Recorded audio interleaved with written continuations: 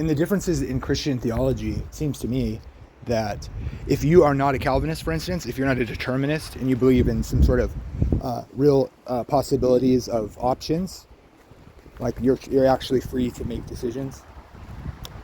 Things aren't necessitated, like you might walk in the Spirit and therefore not do a sin that you committed. You could have not done it because God offered you a way of escape, like the Bible says, right? Or there's things of the world that are not of God. So it's not just God choosing everything. There's things that oppose God, which is kind of obvious if you ask me, but unless you get lost in some sort of theological commitment and don't realize the implications in the application of life. So like in that sense, I don't think anybody's a true Calvinist.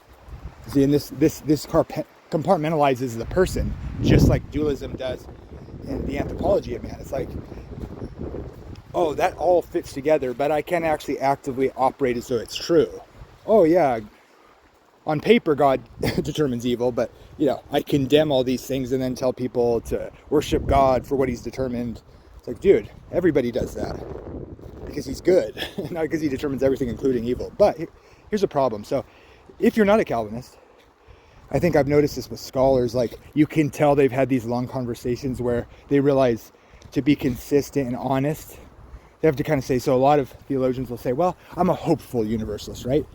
Those are free will people who say, if I'm honest with myself, it's like, we know the Bible says not everyone's going to be saved, but it's like conceptually possible, right? Like Jesus died for everybody. If they get reconciled, which it's open to them, you have to say it's possible, like as in kind of like when Calvinists say, well, it's categorically possible, right? So, and all non-determinists Christians should say that if they believe the atonement is universal. Okay, so Calvinists, that's a good point for you to dunk on them because the Bible flatly says that's not going to happen. So in another sense, it's like, well, I agree. Let me just tell you, Calvinist, we're just saying it's categorically possible. So, but here's the funny thing about Calvinism. They're one of the first people to condemn any group that they can pin with the idea of that God's going to make people sinless.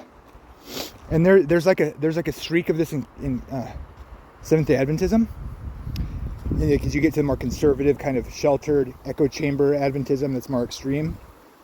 On a spectrum. I'm not condemning anyone or approving anybody here. I'm just saying there's a spectrum, right? And there's people that are more like strict and legalistic than others. I would say, and then there's what I would try to fairly classify as kind of the middle ground or whatever. But some people argue like there's sinless perfectionism. The funny thing about that is like in Adventism, though, we're an end time movement. So it's not like we're not saying this is the theology it should always be or that was always supposed to be. We are an end time movement. That's what present truth means.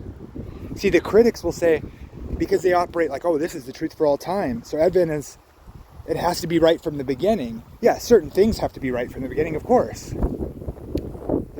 We should look to the early church for the original faith and things like that. I'm not saying that's wrong. That's why Adventism doesn't say no one had the gospel till Adventism. That's just what critics say. We don't think that. We don't say that kind of the opposing thing to its extreme that the critics say. We don't say you have to join the Adventist church in order to go to heaven. We don't believe that. But we believe when the mark of the beast falls, you'll have to follow the truth, which Adventists are holding right now. But we admire Christian history. We actually listen to you guys. We don't just listen to the critics of you guys.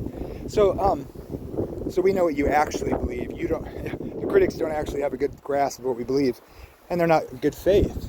But here's the thing: if Calvinists should be the first ones to admit, like the free will people do about hopeful universalism, Calvinists, think about this. You like if you're honest, like people who say that about universalism, that it's a categorical possibility because of the atonement and its application, and the nature of man's will, that's a categorical possibility. It ain't gonna happen. But okay, I think you should say the same thing about sinless perfectionism as a Calvinist, especially if you're a determinist, because I was like, think about it, what you're saying if you don't affirm that. It's like, it's rhetoric. The one thing, the God who determines everything, who hates sin and cries out for these people to stop rebelling, who says they can obey, offers a way of escape, is long-suffering because of rebellion. He's quashing the rebellion. And you're going to tell me, the one thing God doesn't determine, or couldn't, is to make his people stop sinning, even though that's promised for heaven and the eternal estate. Even though God determines everything and hates sin and loves righteousness. That's the one thing he can't do? And no, dear Calvinist friend. That would be very dishonest of you to operate in saying that. It's probably, if you feel compelled to do that, it's probably because you're an ideological demon. God bless.